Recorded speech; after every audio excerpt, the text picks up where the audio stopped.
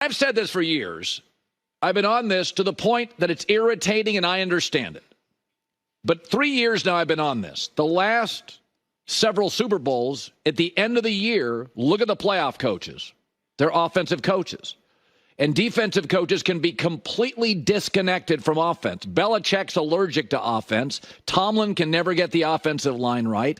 It could be Mike Zimmer, Ron Rivera, Brian Flores, Sean McDermott I like, but they just, it takes them forever to get that offense right behind Josh Allen. They just don't have a feel for it. They know football, they don't get offense, and there's always been questions about Robert Saleh. There's a young coach. The offense is a mess. They hire Nathaniel Hackett. He didn't have much of a market after the Denver disaster. And here is, on the Pivot podcast, Mecole Hardman, who went to the Jets. They went and got him, couldn't figure out how to use him. Again, the Chiefs are the gold standard. Andy Reid's the gold standard. And then he went to the Jets. I don't want to hear who's Mecole Hardman. I don't know. Game-winning touchdown in the Super Bowl, 3 catches, 1 with the Jets. You don't have to be a great player to have great access, to have great perspective. A lot of people in my business aren't stars, but they know stuff, they say stuff. Doesn't invalidate it because you're not a superstar in a sport. I want access. I want raw, real, relevant opinions. These are relevant. Mecole Hardman can play. Not as good as some thought, but he was valuable to the Chiefs. They brought him back, and a big game-winning touchdown in the Super Bowl. Not a good look for Aaron Rodgers, who I've always said is a great talent. I don't view him as a great leader. That's okay. Kevin Durant, great talent. Don't view him as a great leader. It's not what he does. He hits shots. Aaron makes passes.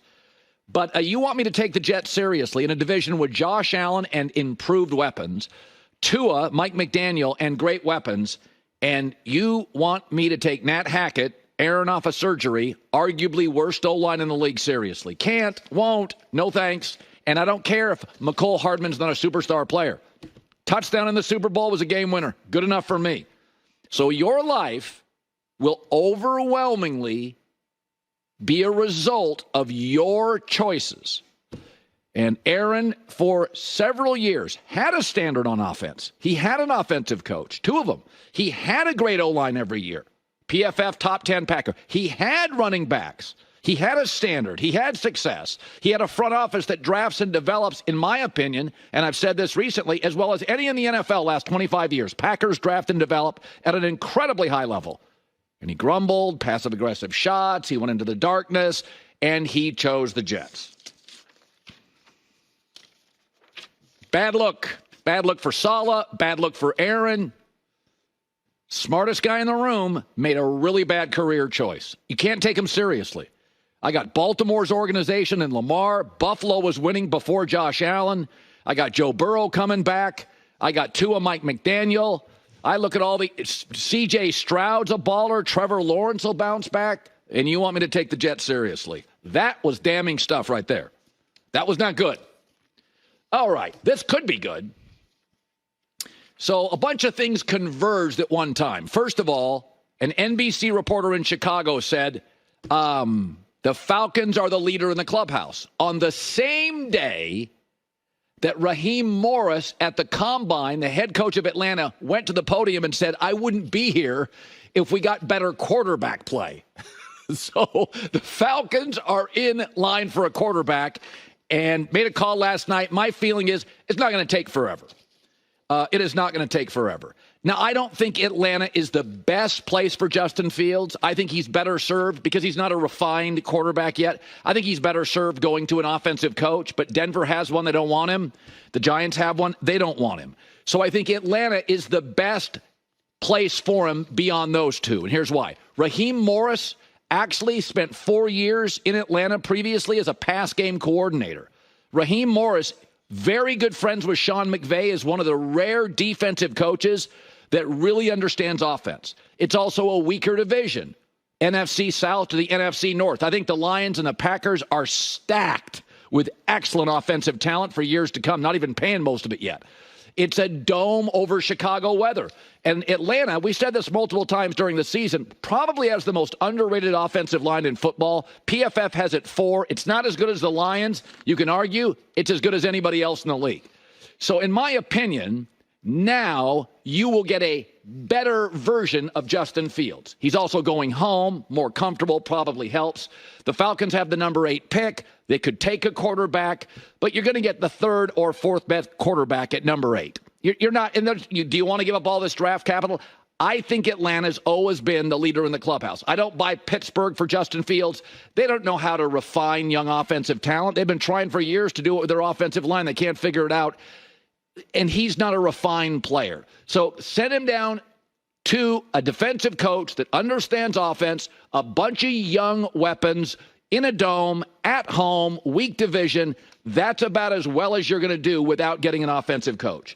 And by the way, it's easy to dump on Justin Fields, and I've been critical of him, but Justin Fields is just what happens to every young Bears quarterback.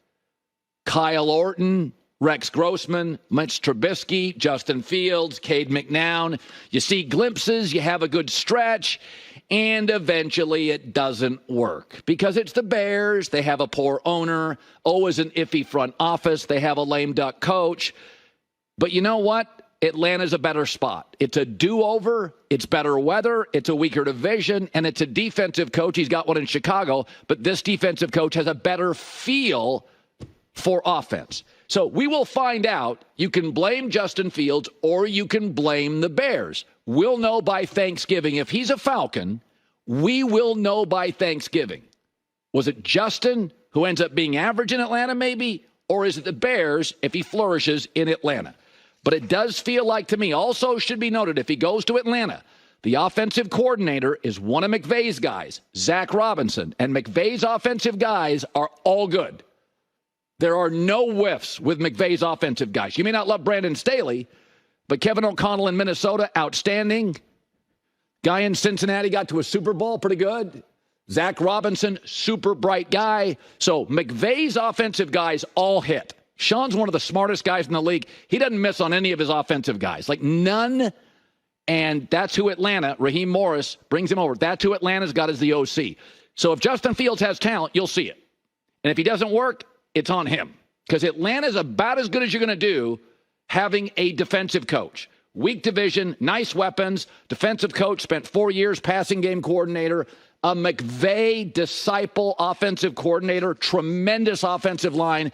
That is about as good as you're going to do if you're Justin Fields out of Chicago. So NBC reporting it's likely Atlanta.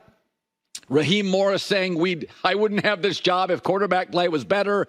Now, maybe they could also get Justin Fields and draft a quarterback. I wouldn't do that. I think that's too much for Fields. He needs to be refined. He needs to be supported. He's gotten beat up a little bit in the press. Hi, everybody. It's me, Uncle Colin. Subscribe here to get the latest from the herd, including exclusive behind-the-scenes videos and more, wherever you may be, however you may be watching. Thanks again for making us part of your day.